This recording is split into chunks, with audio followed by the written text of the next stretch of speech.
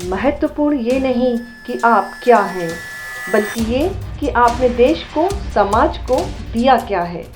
पेशे से चाहे आप बड़े अधिकारी हों या समाज सेवा का दावा करने वाले नेता, आप बड़े डॉक्टर हों या प्रसिद्ध पत्रकार, चाहे आप इंजीनियर हो या कलाकार, फ़र्क तो तब पड़ता है जब आपने कुछ ऐसा किया जो समाज के लिए अनुकरणीय हो, आपकी पहल लोगों की ज़ुबान पर हो। आज हम आपको मिलवा रहे हैं एक ऐसे शख्स से जिन्होंने गंदी बस्तियों के बच्चों, जिनमें कई ड्रग्स लेते थे तो कोई किसी और बुरी आदत का शिकार था, इनके अंदर असीमित ऊर्जा तो थी, मगर वह नकारात्मक काम पर नष्ट हो रही थी। मगर बॉक्सर शैलेश त्रिपाठी की खोजी नज़रें लगातार ऐसे बच्चों को उन जगहों से तलाश कर रही थी जहां एक एक कमरे में कई लोग अपनी ज़िंदगी गुजार रहे थे और सुबह के सूर्योदय के साथ इनका पूरा दिन अपने परिवार के लिए 2 समय की रोटी की बामुश्किल व्यवस्था करने पर ही निकल जाता था। मुंबई के एक साधारण शिक्षक के बॉक्सर बेटे की पारखी नज़र का इन बच्चों के जीवन में पड़ना आज वरदान बन चुकी है। आज ये बच्चे अपनी ऊर्जा को पहचान कर देश के लिए मिसाल बन चुके हैं। क्या नाम है बेटा आपका? मेरा नाम ऋतिका है। रितिका, कहाँ से आती हैं आप? दहीसर। कितनी दूर? 7 किलोमीटर। ये बताओ कि आप यहाँ पे जो बॉक्सिंग में ये सीख रहे हो, प्रैक्टिस कर रहे हो, आपके घर में मदर फादर क्या करते हैं? उनका सपोर्ट रहता है आपको? हाँ। ठीक है। और मैं एक चीज़ देख रहा हूँ बेटा कि यहाँ पे हर वर्ग के लोग हैं, ठीक? हाँ। जिनकी इकोनॉमिक कंडीशन अच्छी नहीं है। कई लोग ऐसे रहते हैं, आप लोग भी सब माने उसी एकदम साधारण स्थिति से आके, तो ये जो शैलेश जी आप लोग को सिखा रहे हैं, तो कैसा लगता है? कुछ नाम रोशन करना है देश हाँ, के लिए? करना है। सक्सेस मिल रही है? हाँ, मिल रही है। लोग पहचान रहे हैं? हाँ। कहाँ कहाँ खेले हो बेटा आप? मैं चंद्रपुर खेली हूँ और अभी नोएडा गई थी। आपका नाम? पूजा। पूजा। आप कहाँ के हो बेटा? मैं भी दहीसर से हूँ। दहीसर से हो? हाँ। घर वाले आने देते हैं? हाँ। सपोर्ट कर रहे हैं? हाँ। तो शैलेश जी जो हैं, ये त्रिपाठी जी, इन्होंने अच्छी एक पहल की है कि जो आप लोग के जो बस्ती है वहाँ से उठाएं लोगों को, और जिनके अंदर टैलेंट है, जैसे आप लोगों की आंखों में एक चमक है कि हमको कुछ करना है देश के लिए, ये सब बच्चे हैं, सब दिख रहे हैं, ठीक? तो आप कहाँ तक गए हो? मैं ओपन स्टेट खेली हूँ, ये नागपुर तक। नागपुर तक। तो शैलेश जी, ये जो हैं खेलो इंडिया में कौन कौन सेलेक्ट है? खेलो इंडिया में इस साल ये सनाया यादव नेशनल में गई है। सनाया यादव। और सनाया आप कहाँ की हैं? मैं इधर चारकोप की हूँ। कहाँ की हैं? चारकोप। अच्छा, मम्मी पापा आने देते हैं? हाँ। कितनी एज है आपकी? 13। 13। माने 12 साल 13 साल की जो बच्चियां हैं, ठीक है, ये जो बच्चियां हैं जिनका अभी देखिए अभी नवरात्र संपन्न हुई है, हाँ, है ना? ये सब कन्या है, ये सब जिनके energy हम लोग शक्ति पैर है। पूजते हैं, कन्या खिलाते हैं, और ये आज एक नाम रोशन करने के लिए बढ़ चली हैं उस ओर। और शैलेश जी, आपका बहुत बड़ा योगदान है इस पे। तो बेटा कैसा लग रहा है आपको सुनाया? प्राउड फील हो रहा है। प्राउड फील हो रहा है? तो घर में जैसे लड़की होके निकलते थे तो कोई कहता नहीं था कि अरे ये सब तो गेम जो है लड़कों के होते हैं, मत खेलो? नहीं, ऐसा कोई नहीं बोल रहा है। नहीं बोलता था? हर जगह किसी के साथ नहीं बोलते थे आप लोग के? अच्छा, इनके पिताजी भी बॉक्सर रहे हैं। गुड। और आपको भेजा? सेकंड जनरेशन है ये। Second generation. यहाँ बेटा ये शैलेश जी बहुत अच्छा काम कर रहे हैं कि जो हर वर्ग के बच्चों को ले रहे हैं, खासकर जैसे गरीब बस्तियाँ हैं, सब हैं, है ना? हम लोग का भी जैसे है कि हम लोग मध्यम वर्गीय परिवार के हैं, तो आगे बढ़ना बड़ा कठिन होता है, खाली अपनी रोजी रोटी की एक जद्दोजहद होती है। तो आप लोग अच्छा लगता है कि हर प्रकार के बच्चे आए, आगे बढ़ें? हाँ, बहुत अच्छा लगता है। अच्छा लगता है। जी हाँ। आपका क्या नाम है? अंकिता। अंकिता। कहाँ की हो अंकिता आप? मालवनी की। मालवनी? ये तो बता रहे थे कि बड़ी खतरनाक कॉलोनी है वहाँ, सब लोग क्राइम करते हैं। उतना क्राइम नहीं होता, अब तो पहले होता था, अब नहीं होता है। अच्छा, जब से आप लोग ने बॉक्सिंग और इनका नहीं, जो नहीं। हुआ तो अब डरने लगे हैं लग रहा है बॉक्सिंग में, हैं? तो आप कहाँ तक खेले हो बेटा? मैं स्टेट। स्टेट खेले हो? कैसा फील होता है? अच्छा फील होता है, मतलब प्राउड फील होता है कि मतलब एरिया में कोई बोलने वाला नहीं है। मम्मी पापा को कैसा लगता है? सबसे बड़ी बात ये है। मम्मी पापा को भी अच्छा लगता है कि कर रही है, आगे जाके कुछ करेगी, ऐसा। सर को आर्मी में जाना है, ऑफिसर बनना है, इंडिया आर्मी में जाना है? गुड। मैंने यहाँ पे जो मुहिम शुरू की है आपने, अच्छा अब ये तो हो गई गर्ल्स हो गई, अब आपका नाम क्या है? निशी पटेल। निशी पटेल। हाँ जी। आपकी तस्वीर लगी हुई है निशी वहाँ पे, हाँ जी। क्या की है जो तस्वीर वहाँ लगी हुई है? मैं नेशनल खेली हूँ, वेस्ट जोन गोल्ड मेडलिस्ट, और 3 बार स्टेट खेला, नेशनल खेला है। अच्छा, और 3 बार लगातार स्टेट गोल्ड। नेशनल खेल ली हैं आप, गोल्ड हाँ। मेडल भी ले ली हैं आप, वैसे। स्टेट से विनर हैं। एज क्या है आपकी? मैं अभी 16 साल। 16 साल की हैं। कब से आप खेल रही हैं? मैं 13 साल की थी। 13 साल की थी तब से आप खेल रही हैं हाँ जी। और आपने गोल्ड भी जीत लिया। हाँ जी। क्या आपका सपना क्या है? मेरे को इंडिया रिप्रेजेंट करना है। इंडिया रिप्रेजेंट करना हाँ है जी सर। ओलंपिक में, और ओलंपिक में भी मेडल लाना है। हाँ जी सर। क्या बात है, कितनी सुंदर बात कही है इन्होंने। ये 3 बार चैंपियन रह चुकी हैं, अभी गोल्ड मेडल भी जीती हैं नेशनल लेवल पे, और अब ये ओलंपिक की तैयारी में भिड़ चुकी हैं और पूरी कॉन्फिडेंट दिख रही हैं। जितने भी बच्चे हैं आपके, चाहे साम्या हो, चाहे पूजा हो, चाहे रितिका हो, हर कोई आपके कॉन्फिडेंट दिख रहे हैं कि हमको कुछ करना है। चलिए, अब ये तो हो गई छोटी छोटी बच्चियों की बात। अब ये जो लड़के खड़े हैं पीछे, ये भी काफ़ी देर से देख रहे हैं। जी प्रज्ञान, यहाँ पे आना। प्रज्ञान सर, अभी इसको स्कूल गेम से ब्रॉन्ज मेडल मिला है इस साल। गुड। कहाँ के हो प्रद्युम्न? दहीसर के। बहुत बहुत बधाई हो आपको। ठीक, बहुत अच्छा काम कर रहे हो आप। आप ये बताओ कि आपको कुछ स्ट्रगल करना पड़ा? नहीं, मतलब घर वाले सपोर्ट करते वो। घर वाले सपोर्ट किए, है ना? और लेकिन देख रहे हैं कि सब साधारण बैकग्राउंड, घर का भी बैकग्राउंड साधारण रहा, तो कोई परेशानी नहीं गई आपको? नहीं। यहाँ से ही पूरा कॉपरेशन मिलता है। हाँ, अब आप जब जाते हो दहीसर अपने लोगों के बीच में, तो पहले लोग कैसे देखते थे और अब कैसे देखते थे? कुछ अंतर तो महसूस होता होगा बेटा हाँ, आपको? पहले मतलब साधारण बच्चों जैसे देखते थे, अभी थोड़ा मतलब लोगों को ऐसे लगता है अभी ये कुछ कर रहा है करके, स्पोर्ट्स वगैरह खेलता है, अच्छा कर रहा है। पसीने से तरबतर हो। कितनी एक्सरसाइज करते हो रोज? रोज वैसे 2 घंटा तो रहता है, और सुबह भी करते और डाइट क्या रहती है? हैं। डाइट मतलब नॉर्मल ऐसा, फिर हफ्ते में 2-3 दिन चिकन वगैरह वो सब अच्छा। प्रोटीन के लिए। और दूध पीते हो डेली? सुबह। तो हम देख रहे हैं यहाँ पे कि बड़े साधारण पारिवारिक पृष्ठभूमि के हैं शैलेश जी यहाँ पे लोग, और जिस तरीके से वो, उनके अंदर एक उमंग है, उनके अंदर आगे बढ़ने की जो ख्वाहिश है, वो यहाँ के पूरी हो रही है, और इनका जो आत्मविश्वास है वो बड़ा प्रबल है जी। तो ये प्रद्युम्न से मिले हम। ये भी कहाँ के हैं? ये दहीसर से है। दहीसर के हैं। हाँ। दहीसर के हैं, कुछ मलिन जो कुछ बताए, मालवनी से हैं, कुछ मालवनी कांदीवली से हैं। कांदीवली से हाँ। हैं, है ना? और हर वर्ग के लोग हैं, जी। हर धर्म के लोग हैं आपके पास यहाँ ट्रेनिंग ले रहे हैं। बहुत खूब। और कोई ऐसा बच्चा जो आगे अभी जा रहा है, अभी ये सब तो अभी नए बच्चे लोग हैं। अभी हाँ। प्रज्ञान हो गया, ये हो गया, मीत हो गया और आदित्य हो गया, तो मोस्टली तो सब नए बच्चे लोग हैं। आदित्य इधर आओ यार, बहुत एकदम पसीने पसीने हो गए हो एकदम। ये पूरा लगा के रखे हुए हो। फाइट इट करते हो? लड़ते हो कि नहीं? हाँ सर। हाँ, वो हराना है इनको? नहीं। क्यों? हाँ सर। हराना है ना। गुड। देखिए, ये होता है एक जज्बा, है ना? तो ये बताओ बेटा कि घर के लोग कैसा फील करते हैं आपको? घर वाले अच्छा बोलते हैं, करो आगे बढ़ो। किस क्लास में पढ़ते हो? 7th। 7th में। कहाँ से आते हो आप? दहीसर। दहीसर से। किस चीज़ से आते हो? मेट्रो। ऑटो से आते हो? मेट्रो। मेट्रो से आते हो। गुड।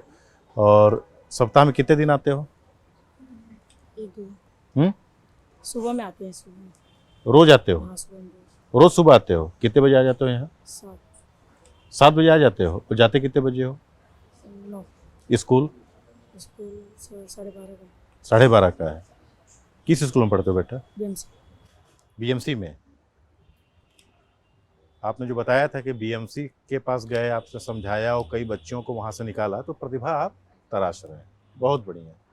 तो सबकी मुहिम एकदम शुरू है कि कुछ करना है, तो एक बार बोल दो, भारत माता की जय! भारत माता की जय! भारत माता की जय!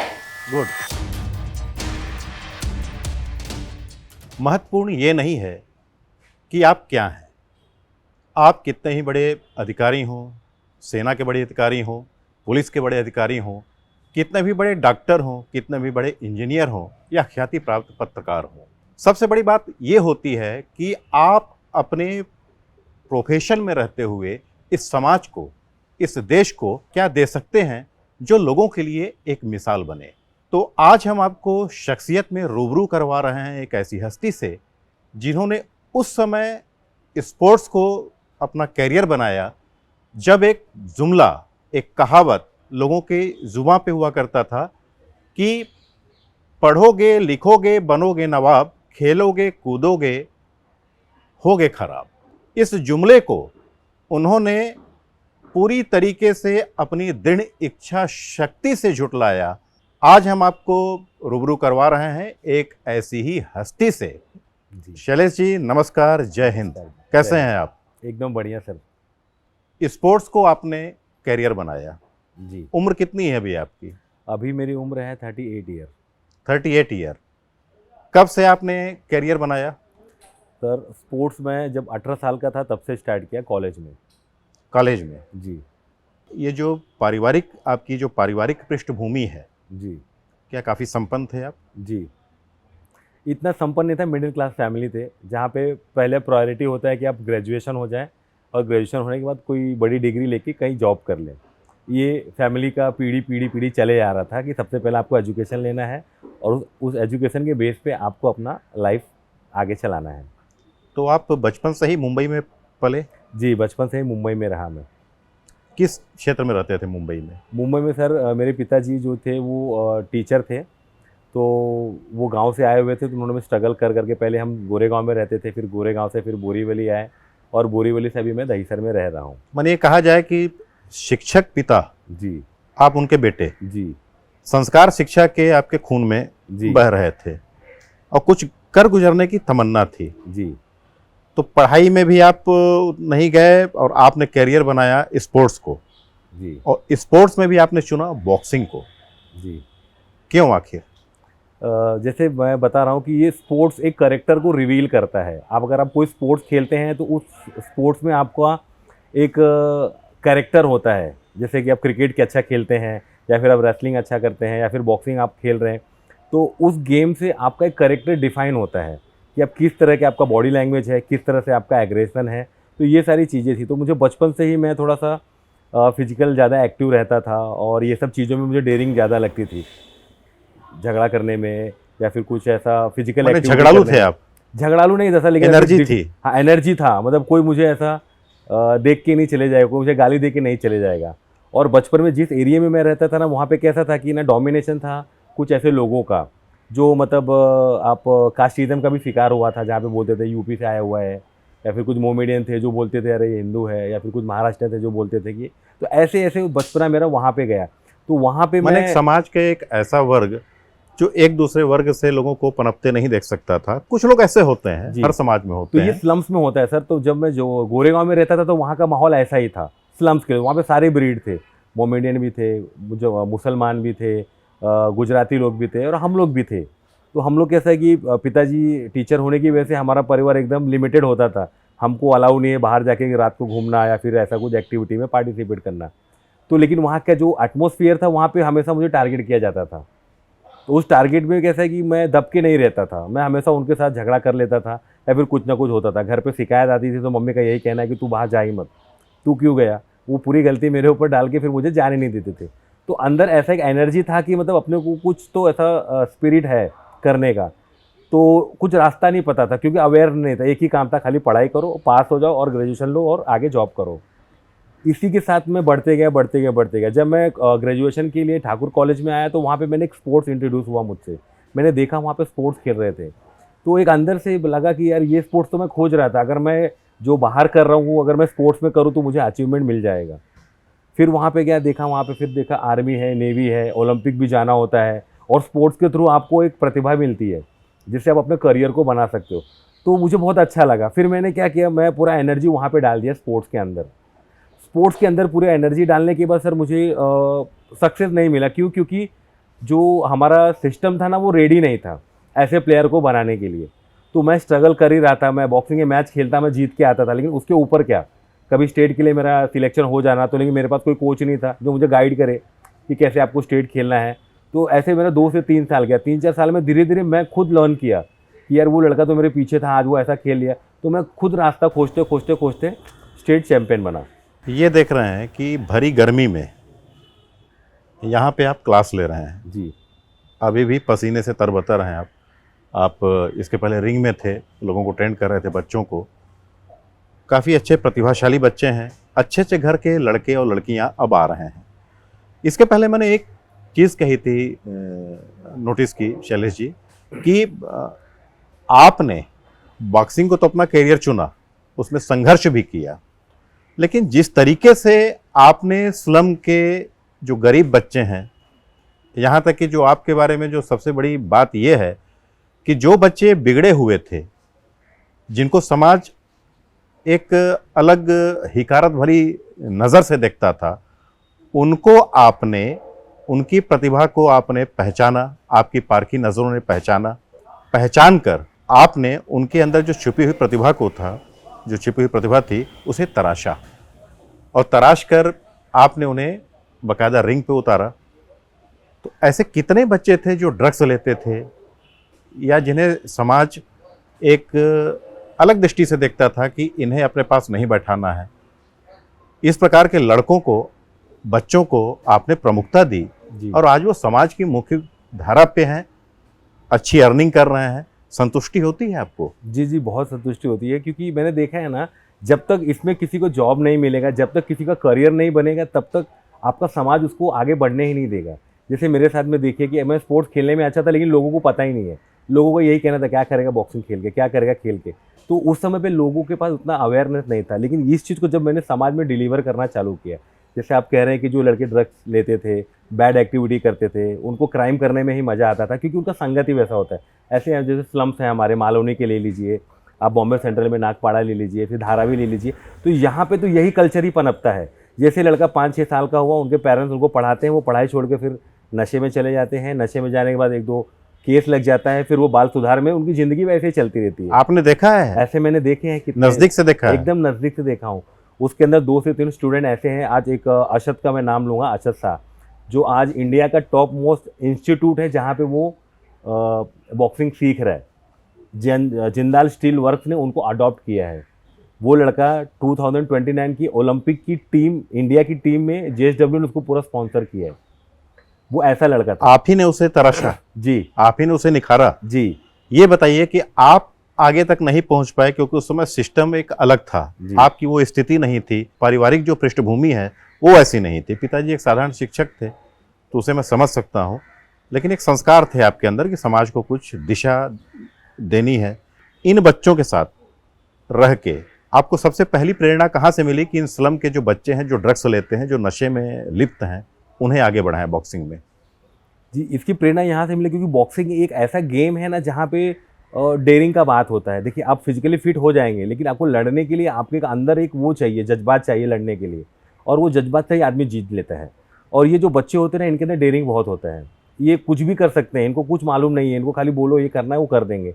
तो जब मैंने देखा ये एनर्जेटिक लड़के लोग और बहक रहे हैं, क्योंकि इनके पास सही गाइडेंस नहीं है, ये फिजिकल फिटनेस नहीं करते।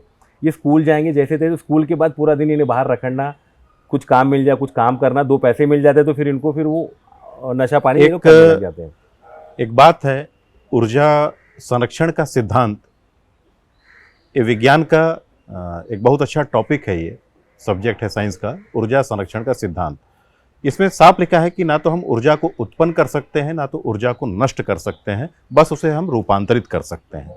तो ये जो सिद्धांत है, ये आपने अपने जीवन में लागू किया है शैलेश जी। जी, और बखूबी लागू किया है, बहुत जी। तरीके से लागू किया है। जी। तो आपको सबसे पहला, माने आपके जीवन में कोई ऐसी घटना जिसे आपने आत्मसात कर लिया, जो अंदर तक आपको हिला के रख दी, और फिर आप इस मुहिम में लगे और आपने ये पहल शुरू की, जी, कोई ऐसी घटना बताएंगे आप? जैसा कि आपने कहा कि एनर्जी को हम लोग रूपांतरित कर सकते हैं, तो ऐसा इंसिडेंट मेरे साथ हुआ था। क्योंकि अपना जो भी एनर्जी ऐसा ही था कि कुछ करना है, कुछ करना है, क्योंकि जब बॉक्सिंग में आपको जीतना है लड़के, और आप लड़ाई में पीछे नहीं हट रहे हो, और आप जीतने की पूरी कैपेसिटी रख रहे हो। तो मैं जब वो लड़ रहा था, लेकिन हमारे पास सपोर्ट सिस्टम नहीं था। जैसे कि एक अच्छा कोच जो हमको गाइड करे, वो कोच जो हमारे लिए फ़ाइट करे। मैच के बाद भी बहुत कुछ होता है, जैसे इंडिया कैंप में नाम जाना, सिलेक्शन ट्रायल के लिए, कोई आपका नाम नॉमिनेट करे, कोई डिस्ट्रिक्ट आपको सपोर्ट करे, तो एनर्जी मेरे पास थी लेकिन मेरे आसपास में एनर्जी नहीं थी। तो ये देखा कि मैं अकेला तो ये सिस्टम को वहाँ तक नहीं जा पाऊँगा।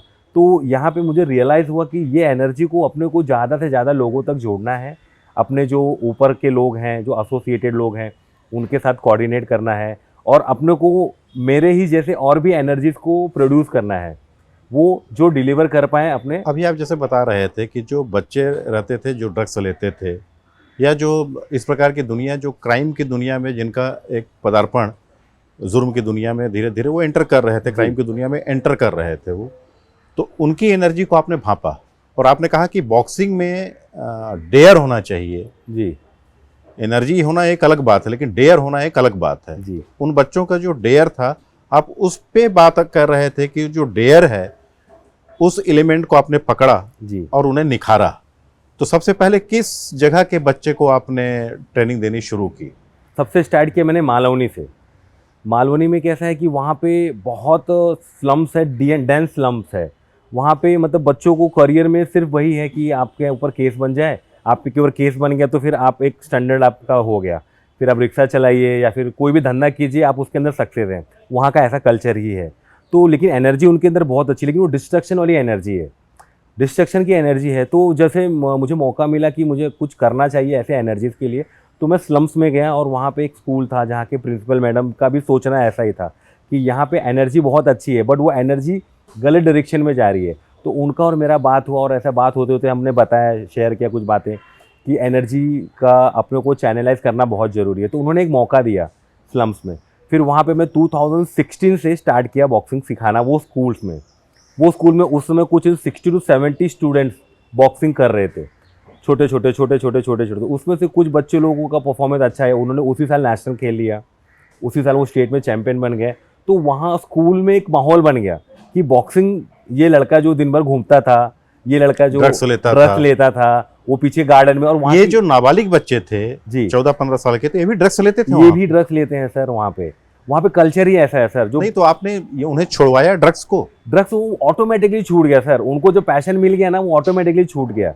जैसे मैं बता रहा हूँ, वो प्रिंसिपल मैडम से मेरा बात हो तो उन्होंने यही चीज़ बोला कि ये बच्चे स्कूल छूटने के बाद फिर जाते हैं, वो वाइटनर नशा होता है वो करते हैं, फिर वो गांजा पीते हैं और फिर वो गुटखा खाते हैं, क्योंकि दिन भर उनका सर्कल ही वही है। जो उनके मेंटर हैं वहाँ पे, जो मतलब केस है उनके ऊपर, जो भाईगिरी करते थे, ये वो बच्चे लोग को चलाते थे। कुछ उनका माने सीधे सीधे कहा जाए तो यूज कर रहे थे, वो यूज कर रहे थे सर। और उन पे नजर बना के रखते थे हाँ कि हमको ये कुछ लड़के मिल जाएंगे, हमारा धंधा चमकते रहेगा, उनको हम धीरे धीरे इतना पैसा देंगे और नशे के शिकार बना के अपने गैंग में मिला लेंगे। जी सर। तो यहाँ पे वो बच्चे लोगों को पता नहीं ना, वो बच्चे तो एनर्जी है, उनको कहीं भी। लेकिन ये बताइए कि जब आपने ये किया तो आपको कहीं से धमकी चमकी मिली? सर 2 साल के बाद क्या हुआ कि वहीं पास में कोई एक सोशल एक्टिविटी ग्रुप था, तो उन्होंने मुझे बुलाया और मतलब ऐसे धमकी, मतलब कैसा दिया कि मुझे फेवर में लेने का कोशिश किया कि आप जो स्कूल में कर रहे हो सर, वो प्रिंसिपल का नाम लेके उन्होंने बताया कि वो प्रिंसिपल ऐसा कर रही है, वो प्रिंसिपल बच्चे लोग को मारती है, वो बच्चे लोग को ऊपर ज़बरदस्ती पुलिस केस करती है, क्योंकि स्कूल में चोरी वगैरह भी होता था। तो मैडम तो वहाँ पे ही रहती थी, तो उनको पता है कौन से बच्चे। तो ऐसा जब होने लगा ना, तो उन्होंने मुझे एक दिन बुलाया कि सर आपसे मिलना चाहते हैं। मैं वहाँ पे गया तो फिर वो ऐसा ही बात करने लगे, सर ये बच्चे लोगों को देखो मैडम कितना मारती है, वो बच्चे उधर जाता है फिर भी मैडम बोलती है नशा करता है, ये चोरी करता है। तो ऐसे बहुत सारी चीज़ें हुई, लेकिन मैं क्या काम कर रहा था और मेरा मैडम के साथ में क्या बॉन्डिंग था, इसका मुझे अच्छे से एहसास था। तो ऐसी एक्टिविटी को मैंने सीधा नकार दिया और मैंने उनको भी बोला कि भाई तुम ये गलत कर रहे हो। ये बच्चा जो स्कूल में जा रहा है, वो सपने देख रहा है 10th के बाद में कहाँ जाऊँगा, डॉक्टर बनूंगा, इंजीनियर बनूंगा या फिर स्पोर्ट्समैन बनूंगा, और तुम उनको अभी से सपोर्ट कर रहे हो कि वो मैडम गलत है। तो उस तरह से वो बीज डालते हैं बच्चों के माइंड में। वो बच्चे तो नादान होते हैं, उनको क्या है। नहीं तो आपका कुछ बिगाड़ने की कोशिश की? उन्होंने बिगाड़ने की कोशिश की, लेकिन मेरे को एक बार ऐसा बोला कि आप ये सब मत कराओ सर, यहाँ पे ये बच्चे लोग अच्छे हैं, आपको ऐसा नहीं करना चाहिए। तो लेकिन बस खाली वही सीन हुआ। उसके बाद फिर मैंने भी उनको ऐसी तरह से डोमिनेट किया कि मतलब आप लोग जो कर रहे हो वो गलत है, और जो मैं कर रहा हूँ मुझे सपोर्ट करो तुम लोग भी, जो बच्चे लोग को तुम यहाँ पे लेके बैठ रहे हो। इतना काम कर रहे थे स्पोर्ट्स में, पारिवारिक कोई बहुत संपन्न भी नहीं थे, मिडिल क्लास थे जी, पैसे की भी तो दरकार थी आपको जी। तो उसको कैसे आपने फिर? पैसे की दरकार में यही है सर कि कोचिंग करके कहीं से 2 पैसा मिल जाता था, जिससे अपना खुद का खर्चा निकल जाता था। घर पे तो इतना लोड नहीं था, क्योंकि मैं सोच रहा था कि कुछ ना कुछ अपनों को आगे करना ही है, कुछ ना कुछ आगे करना है। जैसे मैं स्लम्स में सिखा रहा हूँ, तो ऐसे ही मैं सिखा कि मैं कहीं अच्छे स्कूल्स में या फिर कॉलेज में काम करूँ, तो वहाँ से मुझे सैलरी आ जाती थी। तो वो सैलरी भी मेरा डिवोट होता था बच्चे लोग को डेवलपमेंट करने के लिए। तो पैसे का तो अपने को तकलीफ रहा ही था हमेशा हमेशा, लेकिन उससे भी ज़्यादा ज़रूरी था कि हमको इन बच्चे लोग को डेवलप करना है। और आप देख रहे सर, आज 2024 चल रहा है, 2016 से हम लोग जो काम कर रहे थे, आज 2024 में कितने बच्चे लोगों का भला हो गया सर वो स्कूल से। 8 साल हो गए आपको काम करते 8 साल से हो गया सर। वहाँ पे एक बच्चा इंस्पायर इंस्टीट्यूट में है, दूसरा 2 से 3 बच्चे लोग एक ऐसे इंस्टीट्यूट में काम कर रहे हैं जहाँ पे वुमेन्स अवेयरनेस के ऊपर काम किया जा रहा है। क्योंकि स्लम्स में ये भी बहुत होता है, बच्चे लोग जो लड़कियाँ होती हैं उनको लोग बहका के फुसला के कुछ ना कुछ गलत एक्टिविटी में डाल देते हैं। तो ये स्पोर्ट्स 8 सालों में इतना चेंजेस हुआ, वहाँ पे वही बच्चे लोग अब अवेयरनेस लेके आ रहे हैं कि नशा मत करो, झगड़ा मत करो, तुमको स्टेट खेलोगे तो तुमको पुलिस में जॉब मिल जाएगा। वो अवेयरनेस उनको खुद को मैंने आने कल लगा। तक जो वो गलत काम कर रहे थे, एक छोटी सी दिशा उनको मिली जी और आज वो समाज के लिए खुद आपकी जो मुहिम है, आपने एक जो पहल शुरू की, उस पहल को वो आगे बढ़ाना है, आगे वो खुद बढ़ा उस पहल को कर रहा उनको है। सर दिशा मिल गई है। उनको दिशा नहीं था पहले, दिशा नहीं था, माने क्या करेंगे पढ़ाई शैलेश जी, करके। कितने बच्चे आपके इंस्टीट्यूट में हैं? अभी इस समय सर हमारा ट्रेनिंग सेंटर जो है दहीसर में है, कांदीवली में है, मलाड में है और गोरेगांव में है। ऐसे हम 4 जगह पे इंस्टीट्यूट चलता है। ये इंस्टीट्यूट में बच्चे कहाँ से आते हैं, हम बीएमसी में जाते हैं, बीएमसी में सारे बच्चे लोग को बुला के बोलते हैं कि भाई आपको स्पोर्ट्स खेलना है, आप स्पोर्ट्स खेलेंगे तो इसमें आपको करियर मिलेगा। आप आर्मी में जाएंगे, पुलिस में जाएंगे, खेलो इंडिया मिलेगा, आप कॉमनवेल्थ खेलेंगे, आप ओलंपिक में जाएंगे, आप ओलंपिक में जाएंगे तो आपको नेम और फेम दोनों मिलेगा। ये जो अभी केंद्र सरकार ने, जो प्रधानमंत्री मोदी ने एक बहुत अच्छी एक खेलो इंडिया खेलो इंडिया। जो आप जिक्र किया आपने, जी फायदेमंद है ये? बहुत फ़ायदेमंद है सर ये। इसमें कैसा है ना, उन बच्चे लोगों को जो जैसे हमारे समय पे ये खेलो इंडिया नहीं था, तो मैं कैसा है कि हर जगह मैं खोज रहा हूँ कि मुझे कहाँ पे रास्ता मिलेगा नेशनल जाने के लिए। लेकिन गवर्नमेंट ने खेलो इंडिया कैसा कर दिया कि हर साल का कंपटीशन होना है, जो टॉप 8 है उनका परफॉर्मेंस और उनका हर 2 साल का कांस्टेंट परफॉर्मेंस देख के फिर उनको नेशनल कैंप आपके समय यदि खेलो इंडिया होता तो आप क्या होते?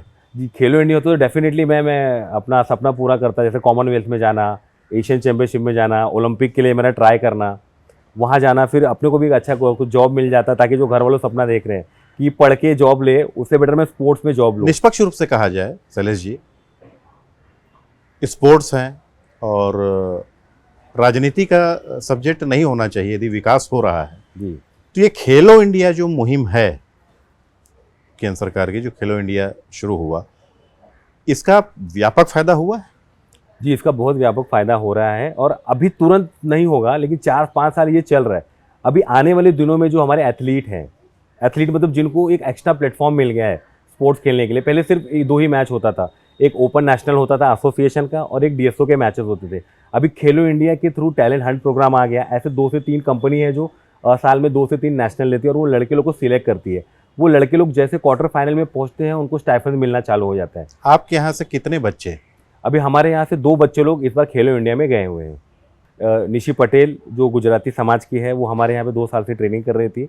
अभी इसी साल फरवरी में पुणे में मैच हुआ था वेस्ट जोन। रिंग में प्रैक्टिस भी कर रही थी वो बच्ची? जी अभी वो प्रैक्टिस भी कर रही हैं। तो वो बच्ची गई है। अभी दूसरी बच्ची एक सनाया यादव है, वो नेशनल में सिल्वर मेडल लेके आई, वो भी इस बार खेलो इंडिया में है। एक तीसरी लड़की है जो अभी 14 ईयर की है, 13 ईयर की है, उसने भी नेशनल में क्वार्टर फाइनल तक पहुंची है। तो ये जो क्वार्टर फाइनल तक पहुंचते हैं तो वहाँ से बच्चे सिलेक्ट होते हैं खेलो इंडिया के लिए। खेलो इंडिया में कैसा है ना, गवर्नमेंट उनको फैसिलिटीज़ देती है, अच्छा इंफ्रास्ट्रक्चर देती है, अच्छे जगह पे टूर्नामेंट कराती है, उनको किट्स देती है। अगर वो जीतते हैं तो उनको स्टाइपेंड ये चालू हो जाता बच्चे है। जो ड्रग्स लेते हैं, अभी भी इस प्रकार के बच्चे आते होंगे आपके पास? अभी भी आते हैं सर यहाँ पे बच्चे, और वो अभी तो ऐसे हो गए बच्चे कि वो अब उससे दूर हो गए हैं, क्योंकि अब उनको इन चीज़ों में मज़ा आ रहा है, उनको इन चीज़ों में मज़ा आ रहा है, उनको ट्रेनिंग करने में मज़ा आ रहा है, थक वो जाते हैं। कई बच्चों को आपके पास लाते हैं कि सर आप हम इन बच्चों को भी सिखा दीजिए, हाँ ऐसे इनकी होते लाइफ हैं बना सर। दीजिए। जी जी जी सर, ऐसे होते तो हैं। इस प्रकार के कितने बच्चों को आपने समाज की मुख्य धारा से जोड़ा है? ऐसे कम से कम सर 10-15 बच्चे होंगे जो मतलब स्कूल छोड़ चुके थे और वो कहीं ना कोई बैड एक्टिविटी में पार्टिसिपेट कर रहे थे। माने बुरी तरीके से लिप्त थे वो? हाँ बुरी तरह के लिप्त थे। उनका कैसा था कि सर वहाँ पे श्रम, वहाँ पे बाल मजदूरी भी चलता है, जहाँ पे मैं स्लम्स की बात कर रहा हूँ। उनको कुछ भी छोटा मोटा काम मिल जाए, 50-100 रुपये मिल जाते हैं। 50-100 रुपये बच्चे लोग के लिए क्या है, तो कुछ ना कुछ ऐसा रहता था। लेकिन जब ये बच्चे लोग को स्टेट में मेडल आया, ये बच्चे जब एसी में बैठ के मैच खेलने जा रहे हैं पंजाब हरियाणा, तो वो जो बच्चे इनके साथ के थे तो उनको भी लगा कि मतलब क्या कर रहा हूँ ये मैं। तो आपने 10-15 बच्चे जो अभी के बताए, जी अभी तक आपने कितने बच्चों को जो गरीब थे, जो स्लम में रहते थे या जो किसी बुरी आदतों का शिकार थे, उसमें चाहे लड़के हों चाहे लड़कियां हों, इस प्रकार के जो लड़के लड़की हैं उनका डाटा क्या है, कितने लोग को आगे बढ़ाया आपने? सर ऐसे तो कम से कम 8 सालों में हमने कम से कम 70 से 80 ऐसे बच्चे हुए जो बॉक्सिंग की वजह से उनको बेनिफिट मिला, जो बहुत गरीब थे, एकदम गरीब थे सर। अगर आज ये कितना boxing- कमा ले रहे हैं आज महीने में वो? आज वो महीने में सर कम से कम 20,000 के आसपास वो कमा लेते हैं, दिन का 6 से 7 घंटा देके। दिन का 6 से 7 घंटा घंटा देके देके। 20,000 कमा रहे हैं। जी और पहले उनकी जो लाइफ थी पहले उस हिसाब से रहते तो कितना कमाते वो? सर उनके हिसाब से तो वही है कि उनके ऊपर केस बन जाता था, फिर वो जोमेटो पे काम करते थे या फिर कहीं दुकान पे बेगारी का काम करते थे, मतलब जी लेते थे। लेकिन आज वो रिस्पेक्टिव लेकिन और समाज में futuristic उन्हें वो सम्मान नहीं मिलता था। सम्मान नहीं मिलता था। तो आपने जो काम किया है शैलेश जी कि उन्हें समाज में सम्मान भी दिलाया, उन बस्तियों से, गंदी बस्तियों से बाहर निकाल कर जो बाहर की दुनिया होती है, असली दुनिया, जी जिसे लोग कहते हैं कि एक सभ्य समाज, सभ्य समाज, राइट सर। तो उस पे आपने उनका प्रवेश कराया, जी वहाँ के ख्वाब दिखाए। जी और इस तरह के जो बच्चे हैं आज वो राष्ट्रीय स्तर पर खेल रहे हैं। अभी आपने बताया कि एक जो शाह है जो बच्चा, हाँ वो भी शाह। कभी किसी आदत का शिकार था या जो भी, हम किसी का नाम नहीं लेंगे। जी तो इस प्रकार के लोग जो हैं वो आज बॉक्सिंग खेल रहे हैं, बॉक्सिंग में मैच सर खेल रहे अपने हैं। ड्रीम को देख के वो लोग आगे काम कर रहे हैं। उनका सपना है कि मैं ओलंपिक खेलूंगा। आज वो अशर शाह का एक स्टोरी बताता हूँ सर। रात को 1 बजे फ़ोन आया मुझे, बोलता है पुलिस ने उठा लिया है मुझे। ओह, रात को 1 बजे फ़ोन आया कि पुलिस ने मुझे उठा लिया है। तो मैं पूछा क्या हुआ, क्योंकि उस एरिया में ऐसा चलते रहता है। ऐसे बहुत सारे बच्चे हैं, लेकिन मैं पहुँच असद जैसे लड़के तक ही पाया क्योंकि वो स्कूल की वजह से। तो वहाँ पे मैं रात को जब गया पुलिस में, मैंने बात किया, सर ऐसा बात है, लड़का नेशनल प्लेयर है, अभी सर तैयारी कर रहा है, इंस्पायर। पुलिस वाला बोलता है भाई यहाँ पे सब ऐसे ही है, वो खुद नहीं किया होगा, उसके पीछे किसी ने करवाया होगा। मतलब इतना डीप तक वहाँ पे क्राइम गया हुआ है। पुलिस वाला सुनने को तैयार नहीं। मैं फोटो दिखा रहा हूँ, मेडल के फोटो दिखा रहा हूँ, स्टेट चैंपियन है। पुलिस वाला बोलता है सब कुछ सही है, लेकिन ये लड़का वहाँ पे था, ये उसके साथ में इन्वॉल्व था, तो मैं क्या करूँ। वो 15 साल का लड़का, उसके ऊपर केस लग गया है। पुलिस वाला बोलता है 15 साल का है, लेकिन देखो इसका कितना ये है। तो सर वो एरिया का माहौल था। फिर कैसे आपने उसे बाहर निकाला है? फिर उसके बाद वही पुलिस को रिक्वेस्ट किया, उसके जो सीनियर पीआई थे उनको दिखाया, फिर वहाँ के हमने कोचेस से बात कराया, न्यूज़ आर्टिकल दिखाया उनको कि सर ये ऐसा लड़का नहीं है, ये नेशनल में खेला हुआ है, ये कैसे किसी के साथ झगड़ा कर सकता है। हो सकता है इसका जो पहले का ग्रुप होगा उस ग्रुप में ये आया होगा, क्योंकि वो बेंगलोर से आया ही था छुट्टी पे, और वो छुट्टी में उसके साथ में ग्रुप में था और वो कांड हो गया, तो उसको पकड़ के ले गए। फिर वहाँ पे जो उनके सीनियर पुलिस थे उनसे बात करके समझाया गया कि सर ये वो लड़का अब नहीं रहा, अब ये सुधर गया है। अभी ऐसे चैनल में फिर उसका दिखाया कि वहाँ पे कैसा ट्रेनिंग करता है, फॉरेन कोच के साथ ट्रेनिंग करता है। तो फिर पुलिस वाले ने माना और अप्रिशिएट किया कि ठीक है ये बच्चा निकल गया। लेकिन उनका यही मानना था कि ये एक बच्चा है, ऐसे बहुत सारे बच्चे हैं जो काम ही उनका यही है, दूसरों के बोलने पे क्राइम करना। फिर वो छोटी मतलब उम्र कम होता है तो इसके लोग बच के भी निकल जाते हैं, लेकिन ऐसे चलते रहता है। फिर वो 17 साल में फिर दलदल में फंसी जाते हैं वो लोग। फिर वहाँ से उनको बाहर निकलने का कोई चांस नहीं है। फिर वो लड़के या तो ड्रग्स बेचेंगे, या तो ड्रग्स पिलाएंगे, या तो वही कम्युनिटी में उनका उठना बैठना हो जाएगा। माने एक ऐसा दलदल है जो उस पे फंसा तो निकल नहीं पाया। जी लेकिन उस दलदल की जो खौफनाक सच्चाई है वो आपने लोगों तक पहुंचाई। जी और आज जो लड़के हैं, 16 लड़के, 20 लड़के, 70 लड़के, हर एक जो लड़का है वो भी तो रोल मॉडल बन रहा होगा ना अपने एरिया में। जी सर, वो रोल मॉडल बन रहा है। अभी जैसे मैं अशद का ही एक बात कर रहा हूँ, वो जब अपने एरिया में आता है तो मतलब कैसा है कि वो फ्लाइट से आता है और फ्लाइट से जाता है। उसकी माँ तो हाउस वाइफ, उसका पिताजी लेबर वर्क का काम करता है। एक मजदूर का बेटा, एक मजदूर का बेटा आज आपके बॉक्सिंग सिखाने पे जी उसने मुझे सकारात्मक नकारात्मक चीज़ों को दरकिनार किया, आपकी पारखी नज़रों ने पहचाना। जी उसके अंदर क्या खासियत थी जो आपने उसे इस हद तक आगे बढ़ाने की ठानी? कुछ खासियत तो देखे जी, होंगे उसके अंदर डेडिकेशन बहुत अच्छा था, ईमानदार था। वो बच्चे को जो बोले वो करता था। वो एरिया में रहता वहीं पे था, लेकिन उनके साथ में उसका जो धीरे धीरे कनेक्शन कम होना चालू हो गया। फिर हमने उसको देखा कि वो बच्चा जो है ना, घर से उसको 10 रुपये भी मिलते थे ना, तो बचा के रखता। ऐसे ना एक मैच वो खेला जिसके अंदर वो लड़का हार गया, और वो लड़का कैसा अंडर वेट था। बॉक्सिंग में वेट से मैचेस होते हैं, मतलब 34 kg मिनिमम स्टार्ट है कैडेट का। कैडेट मैंने जो 10 साल के बच्चे लोग हैं उनका। तो वो बच्चा उस समय पे अंडर वेट था, मतलब 24 किलो 25 किलो। तो उसको करना था, लेकिन उसका वेट साथ नहीं दे रहा था, क्योंकि घर पे भी वो खाना नहीं मिलता था। घर वाले भी गरीब हैं, घर वाले भी जैसे तैसे उसको खाना खिला के जिंदा रखते थे। तो एक दिन ऐसे बात होते होते वो लड़का एक कंपटीशन में उसको गोल्ड मेडल आया, तो उसकी माँ रोने लगी। बोलते सर ऐसा ऐसा बात हो गया, ये लड़का रोज़ मेरे से 10 रुपये लेता था, मेरे को खाना है, ये है वो है। सर ये कभी खाता नहीं था और खाया नहीं, और वो 300-400 रुपये जमा करके उसने शूज़ खरीदा। शूज़ क्यों खरीदा? क्योंकि उसको मैच खेलना था। उसके नेक्स्ट 3-4 महीने पहले लड़का मैच खेला, तो उसका जूते फटे होने की वजह से लड़का हार गया। वो लड़का हार गया। फिर उसको लड़के को दिल में लग गया, लेकिन कंपटीशन तो ट्रेनिंग चालू है। फिर वो लड़के में कुछ था, वो जूता खरीदा। वो 10 साल का लड़का होगा, उस समय की बात कर रहा हूँ। वो 10-10 रुपये जमा करके, वो ईदी वीदी जो उनका मिलता था वहाँ से जमा करके उसने शूज़ खरीदा। शूज़ खरीद के गोल्ड मारा। फिर उसकी माँ रोने लगी। फिर मेरे नज़र में आया ये चीज़ कि मतलब अपना नज़र तो इनके ऊपर है, लेकिन इनके नीचे भी लोग हैं जो मतलब वो फेम को देख रहे हैं। शैलेश जी, आप यदि कहा जाए तो एक धर्मनिरपेक्षता की भी मिसाल हैं भारत के लिए। एक बहुत बड़ी बात आपने कही, जिस लड़के को ईदी मिलती थी, ईद अभी भी निकली है जी, उस लड़के को आपने तैयार किया। आपने ये नहीं देखा कि कोई हिंदू है, कि कोई मुस्लिम है, कि कोई सिख है, कोई ईसाई है या पारसी है। हर कम्युनिटी के लोगों को आपने आगे बढ़ाया। तो इस अरशद के बाद कोई और ऐसी कहानी जो आपको पीड़ा पहुंचाई, या जिसे आपने आगे बढ़ाया और वो आगे बढ़ा, आज लोगों के लिए रोल मॉडल बन चुका है वो? जी, ऐसे और भी लड़के थे। मारूफ करके एक लड़का है, वो भी उसी स्कूल से आ रहा है और वो भी सेम डायरेक्शन पे चल रहा है। आता वही स्लम से है। वहाँ पे उसके जो भी एरिया में जो भी दोस्त लोग हैं, पीछे ग्राउंड है, ग्राउंड के पीछे उन लोग का नशा करना। वो जाएंगे, उसको बुलाएंगे, कुछ लेके आ, सामान खरीद के लेके आ। मतलब वहाँ पे वही कल्चर चलता है। लेकिन वो उस कल्चर में रह के भी उसका आज डिफाइन है विज़न कि मैं जब तक हूँ यहाँ पे तब तक स्ट्रगल है और मेरा टारगेट वहाँ पे है। तो उसके पीछे और भी लोग धीरे धीरे लाइन बना के आ रहे हैं। सनी करके है वहाँ पे, और ऐसे 2 से 3 लड़के और हैं जो मतलब करंट में भी उनका एज होगा 9 से 10 साल। तो खाली आपने इन वहाँ के मुस्लिम लड़कों को निकाला कि और भी लड़कों को निकाला? वहाँ पे सर और भी लड़के को निकाला, लेकिन एरिया वहाँ पे मुसलमान का ही है। तो वहाँ पे ज़्यादा से ज़्यादा लोग मुसलमान ही हैं। और मुसलमान लोग का तो मैंने देखा है कि मतलब उनको ये सब कुछ पड़ा ही नहीं है। उनको मालूम है लड़का बड़ा हो जाए कुछ तो कर ही लेगा। उनके पेरेंट्स तो इतने बिंदास रहते हैं, क्योंकि माहौल ही सर वहाँ का ऐसा है।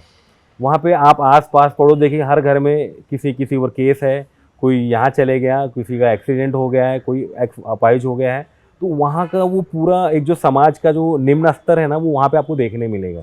लेकिन यही निम्न स्तर खतरा बन जाता है जब वो बड़े होते हैं हमारे समाज के लिए, क्योंकि उनको सही डायरेक्शन नहीं मिला होता है। मतलब चोरी करना पाप है, किसी को मारना पाप है, ये उनको बताया ही नहीं जाता। वो तो वही सर्कल में रहते हैं। और उनको जब फेम मिलने लगता है ना, फेम मतलब 4 जन उनको जानते हैं, तो वो चीज़ करने से वो खुद झिझकते हैं। लोग खुद ही बोलेंगे यार तुम बॉक्सिंग खेलते हो और मारा क्यों कर रहे हो, तो तुमको कंट्रोल करना चाहिए। वो धीरे धीरे समाज ही उनको फीड करने लगता है, और वो फीड हो के अपने आप को अपग्रेड करने लगते हैं। और भी जैसे दहीसर में कुछ बच्चे हैं, वो भी थोड़े से गरीब फैमिली से आते हैं। वो इतने महंगे गेम को वो अडॉप्ट नहीं कर पाएंगे। अडॉप्ट करने का मतलब मैं ये कह रहा हूँ कि वो उस गेम को खेल नहीं पाएंगे, क्योंकि बहुत महंगा खर्चीला गेम है बॉक्सिंग का। ऐसा कोई बच्चा, उसका नाम बताइए जो उस परिवार का रहा हो, गरीब परिवार का, और आगे तक बढ़ा। जी, ऋतिका वरघट, अभी ये 14 साल की बच्ची है जो दहीसर में रहती है, एकदम गरीब फैमिली से है, जिसको हमने सपोर्ट किया। ये दहीसर में वीपीएम स्कूल में पढ़ती थी, जहाँ पे हमारे जो कोचेस थे उन्होंने उनको आइडेंटिफाई किया और वहाँ पे वो ट्रेनिंग कर रही थी। आज वो नेशनल स्टेट में चैम्पियन है, और नेशनल में उसने क्वार्टर फाइनल तक अपने आप को लेके आया। एकदम गरीब परिवार की लड़की? एकदम गरीब परिवार की है सर वो बच्चे। मतलब उनका खाने का भी मतलब प्रॉब्लम हो जाता है, ऐसा है। तो पिताजी मतलब कोई छोटा मोटा मोबाइल के दुकान पे काम करते हैं। ओह। और उनके दादा हैं, दादी हैं, छोटे से घर में बहुत सारे लोग रहते हैं। तो वो सोच भी नहीं सकते थे कि उनको एक ही आधार था कि पढ़ाई करके हमको कुछ करना है। लेकिन वो एनर्जी जो उनके बच्चे लोगों की थी, वो कहीं ना कहीं डिफाइन हुआ और उनको स्पोर्ट्स में लेके आए। ऋतिका, प्रज्ञान करके उनका एक और लड़का है जो अभी नेशनल में ब्रॉन्ज मेडल लेके आया। अभी वो 14 साल का है, 14 सब जूनियर का। अभी नेक्स्ट ईयर वो 15 साल का हो जाएगा। तो ये बच्चे जितना जल्दी स्टार्ट करते हैं, उनको उतना अच्छा एडवांटेज होता है नेशनल में, सीनियर लेवल पे खेलने में। जैसे एक सनाया हो गई, सनाया यादव, वो भी 2 साल पहले उसने भी स्पोर्ट्स चालू किया था। तो वो स्पोर्ट्स करके आज उसको नेशनल में। सबका जो बैकग्राउंड है सबका बहुत साधारण रहा है, गरीब बहुत साधारण है। उसमें 1-2 बच्चे हैं जिनका थोड़ा सा मतलब बैकग्राउंड अच्छा है। बाकी आप देखेंगे तो जैसे मैंने ऋतिका का नाम लिया, प्रज्ञान का नाम लिया, मारूफ का नाम लिया, और एक लड़का है विनोद करके, विनोद सिंह करके, वो दहीसर में बीएमसी स्कूल में पढ़ता है। और एक पूजा शर्मा करके है वो। तो ये बच्चे जो हैं वो बीएमसी में पढ़ते हैं। एजुकेशन के साथ साथ हमने बीएमसी में भी स्पोर्ट्स को बढ़ावा दिया, उनके पीटी टीचर सर के साथ मिलके। तो ये बच्चे वहाँ से आ रहे हैं। तो वहाँ से जब इनको इंटर बीएमसी में मेडल आया, इनको लगा कि कुछ कर सकते हैं, तो वो बच्चे फिर हमने आपको किसने सपोर्ट किया? हमको सपोर्ट किया सर, जो हमारे आसपास के जो लोग थे, जैसे हमारे कोचेस थे। तो हमको फाइनेंशियल सपोर्ट इतना नहीं मिला था, लेकिन हमको मोरल सपोर्ट बहुत मिला। फिर धीरे धीरे जैसे हम बच्चे लोग को आगे लेते चले गए, वैसे हमारा एक फाउंडेशन हमने चालू किया, आउटप्ले स्पोर्ट फाउंडेशन। उस फाउंडेशन के तहत हमने क्या किया कि रजिस्ट्रेशन करके CSR के लिए एक आए। CSR स्टॉफ इंडिया करके कंपनी है, MSL करके कंपनी है महिंद्रा की। तो इन कंपनियों को हमने अप्रोच किया कि हम ये ग्राउंड लेवल पे ये काम कर रहे हैं, तो हमको सपोर्ट किया जाए। तो उन्होंने स्टार्टिंग में 1 साल से उनका सपोर्ट चालू है। कोई फिल्मी एक्टर? जी, फिल्मी एक्टर में हमारा एक सपोर्ट है, जैसे कि तूफान पिक्चर है अपना फरहान अख्तर जी का, उन्होंने भी बीच में मूवी की थी तूफान। तो ये तूफान पिक्चर का जो स्टोरी है सिमिलर हमारे स्लम से मिलता जुलता है। तो ये स्टोरी है, जब हम उनसे बताया कि हम भी ऐसा ही कुछ काम कर रहे हैं, तो बहुत इंस्पायर्ड हुए। और तभी उनके बाद एक बॉक्सिंग रिंग था, तो उन्होंने हमको बॉक्सिंग रिंग डोनेट किया, ताकि हमारे बच्चे बॉक्सिंग रिंग पे जिस खेल पाएं। बॉक्सिंग रिंग में आप मुझे बॉक्सिंग की बारीकियां बता रहे थे, जी। वो फरहान अख्तर ने आपको डोनेट किया है? जी, वो फरहान अख्तर ने डोनेट किया। तूफान पिक्चर होने के बाद वो रिंग उन्होंने हमको दिया है। सरकार की तरफ से भी आपको कोई सहयोग मिल रहा है? नहीं, सरकार की तरफ से भी हमें कोई सहयोग नहीं मिल रहा है। अभी जो भी सहयोग है सब हमारे म्यूचुअल आसपास के जो लोग हैं, हमारे वेल विशर हैं, उनके साथ ही हम हेल्प करके आगे बढ़ रहे हैं। आप चाहेंगे कि सरकार सहयोग करे? जी, डेफिनेटली हम चाहेंगे, क्योंकि हम तो काम तो सामाजिक रूप से ही कर रहे हैं ना। आपकी आय का स्रोत क्या है? हमारी आय का स्रोत यही बॉक्सिंग सिखाना, वहाँ से जो भी इनकम आएगा वो मेरी आय है। तो इसमें कैसे, कुछ जो अच्छे घर के बच्चे होते हैं वो फीस भरते हैं, वो मुझे मिल जाता है। जो गरीब वर्ग के बच्चे होते हैं वो पैसा मैं वहाँ पर रोटेट कर देता हूँ। तो ऐसा रोलिंग चल रहा है, ऐसा नहीं है कि बहुत ज़्यादा पैसा आ रहा है, बट कोशिश ऐसा है कि मैं ज़्यादा से ज़्यादा बच्चे लोग को सिखाऊँ, ज़्यादा से ज़्यादा अवेयरनेस लेके आऊँ, ताकि जो अपने को नहीं मिल पाया, जो लोग बोलते थे कि स्पोर्ट्स खेल के क्या करेगा, वो एक मिसाल बन जाएगा कि ये बच्चा स्पोर्ट्स खेल के आज ओलंपिक में मेडल मारा, वर्ल्ड वाइड उसकी पहचान बनी। और जब उसको पहचान बनेगा तो उसके पीछे तो कोई ना कोई तो होगा ही। तो फिर वही एक अपना जुनून है कि जो मुझे नहीं मिल पाया वो मैं किसी न किसी रूप में समाज को प्रोवाइड करूं, और वो बच्चा ओलंपिक में मेडल मारे और हमारे देश का नाम रोशन करे। वो आपकी ये जो कहानी है, आपकी ये जो हकीकत है, ये कोई फसाना नहीं है, हकीकत हम आपसे देख रहे हैं और रूबरू हो रहे हैं। यहाँ पे रिंग में इतने इतने बच्चे जो प्रैक्टिस कर रहे हैं, छोटे छोटे बच्चे प्रैक्टिस कर रहे जी। हैं। कोई ऐसा जोखिम आया कभी किसी को जो चोटिल हो गया हो बच्चा? एक बच्चा, एक इंसिडेंस हुआ था 2011-12 में। एक लड़की थी, वो ड्यूरिंग, मतलब वो ऑलरेडी कहीं से बीमार थी वो, और वो ऐसे ही आई ट्रेनिंग करने के लिए, और वो ट्रेनिंग करते करते उसको पंच लगा, और उस समय पे उसका थोड़ा सा फिजिकल कंडीशन भी ओके नहीं था। तो वो तो उसकी गलती की वजह से उसको इंजरी हो गई थी, जिसकी वजह से वो 4-6 महीना उसको तकलीफ सहना पड़ा। लेकिन वैसे कोई बड़ी बात नहीं थी, बट वो रिकवर, उससे हमको सीखने मिला। क्योंकि ये कैसा है ना, कॉन्टैक्ट गेम है, इसमें एक दूसरे को लोग मारते हैं। अभी कैसा है कि आप तो किसी के सामने बोल देंगे हाँ मैं रेडी हूँ लड़ने के लिए, लेकिन आपका 1 हफ्ता पहले का मेडिकल कंडीशन कैसा था वो हमें नहीं पता होता है। तो हमारे यहाँ पे जब भी हम ट्रेनिंग लेते हैं तो बच्चे लोग को सबसे पहला कहते हैं आपका मेडिकल कंडीशन चेक करा के आओ।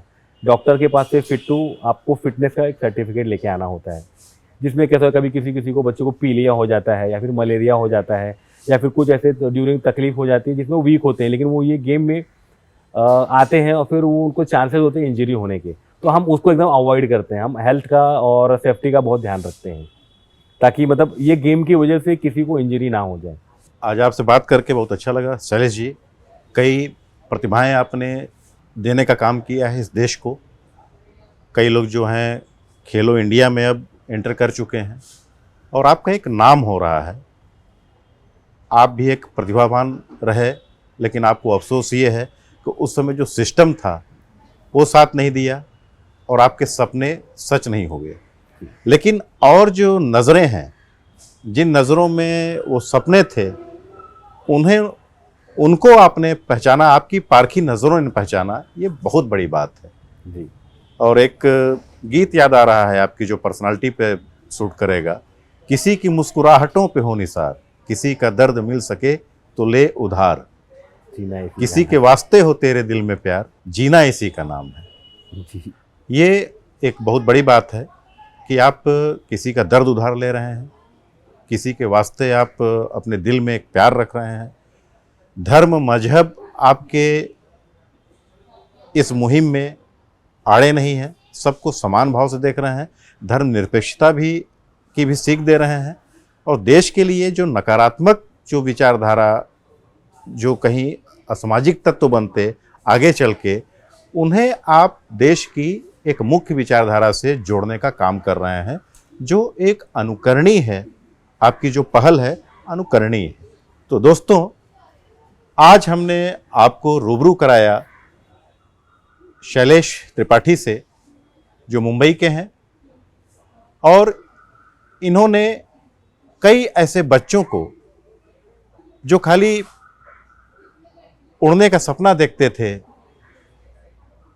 अपने चाल, अपनी झोपड़ी और एक ऐसी जगह जहाँ पे एक एक चाल में, एक एक कमरे में 6-6, 7-7 लोग गुजारा करते हैं, जब वो खुले आकाश में देखते थे तो उन्हें नज़र आता था उस हवाई जहाज़ का उड़ना, और वो कल्पना ही करते थे कि हवाई जहाज़ पे क्या हम उड़ पाएंगे।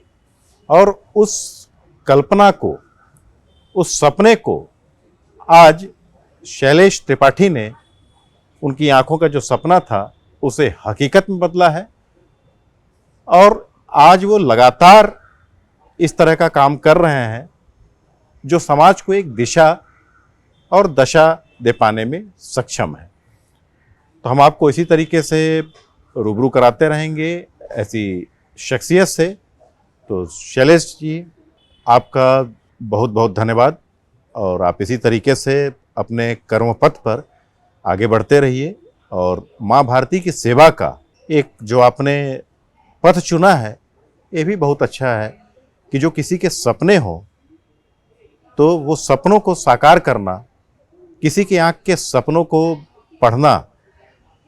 आप अपने सपने पूरे नहीं कर पाए, आपके मन में एक टीस रही, एक पीड़ा रही, लेकिन लगातार आप उन ऐसे बच्चों को जो ज़रूरतमंद हैं, उनकी जो नज़रें हैं, उनमें जो एक जिज्ञासा है, उनके एक जो सपने हैं, उनको आपने बहुत करीब से पढ़ा, और उन सपनों को आप हकीकत में बदल रहे हैं। इसके लिए पहल आपको बहुत बहुत धन्यवाद करता है। तो दोस्तों नमस्कार, आज मुझे यानी आलोक शुक्ल को अनुमति दीजिए। जय हिंद।